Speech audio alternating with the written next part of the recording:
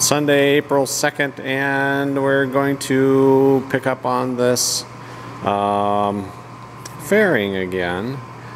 We'll see how long we're up here today. We've got a super strong wind blowing against the front of the hangar, which usually causes our heaters to not want to turn on. Probably they turn on, but they don't ignite. But the one up here did, so we'll see. Anyways, we'll get started on this.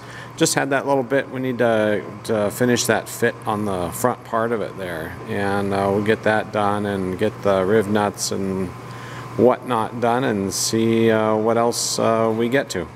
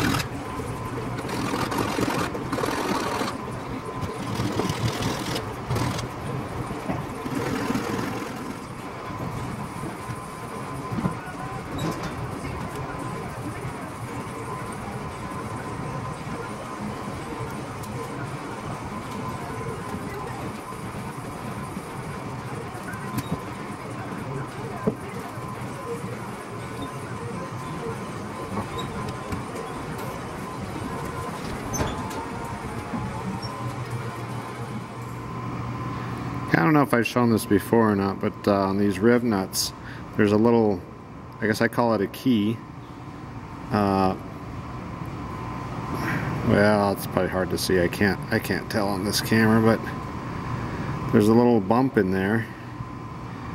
And what you do is on the hole, I file a notch in there.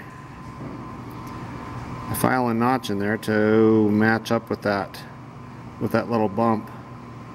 And I take a Sharpie and I put a mark right on the edge of it so I can see where that's at, because you can't see it once you put it in there. So I put a mark on there so I can line that up with that little key notch in the skin, and then I pull this riv nut in there.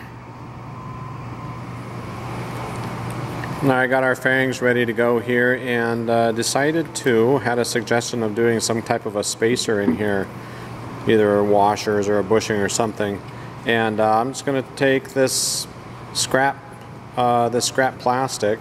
We've already got our holes drilled for the screws, so we're going to just put a layer of this plastic. Just one of these seems to be adequate. Measured it out and it seems to be okay. So we'll just put a piece in there. We'll glue those in, and then transfer drill back through once this is all dried, ready to go. So that'll be our spacer for those.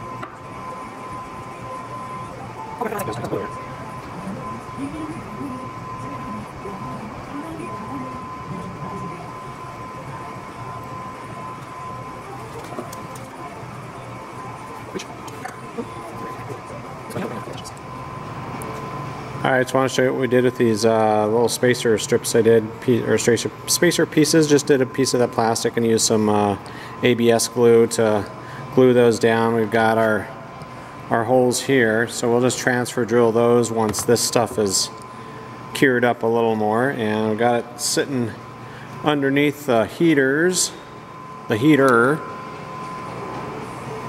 The wind is starting to finally calm down a little bit, so our heat is staying on. We're up to like 58 degrees in the hangar now, so it's Downright balmy in here.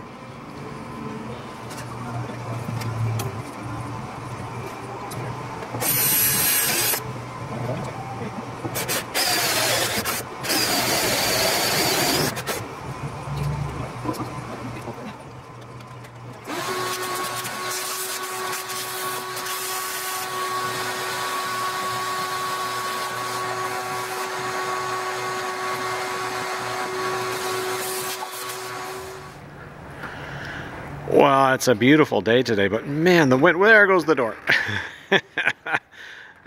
But the wind is howling like crazy. It is really blowing hard. So I'm standing inside the hangar shooting out the back door, and then the door almost hit me. Oh, here comes the door again. All right.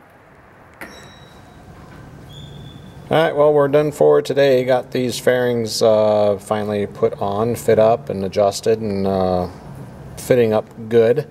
Those little spacer strip pieces they put in there worked really good. So yeah, I'd maybe recommend that if you're doing these, or at least make maybe a little bushing or something to go in between that screw and the, well, from the skin to the inside of the fairing where the screw goes through.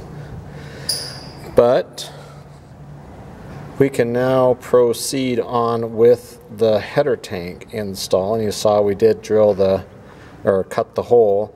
They did that a 1.75 inch hole. We'll see if that's adequate or not. I think it probably will be. I think it'll be okay. So 1.75 inches on that. And yeah, next up is header tank. We get the fittings in, get the tank in, pressure test it, and do all that. So that's coming up.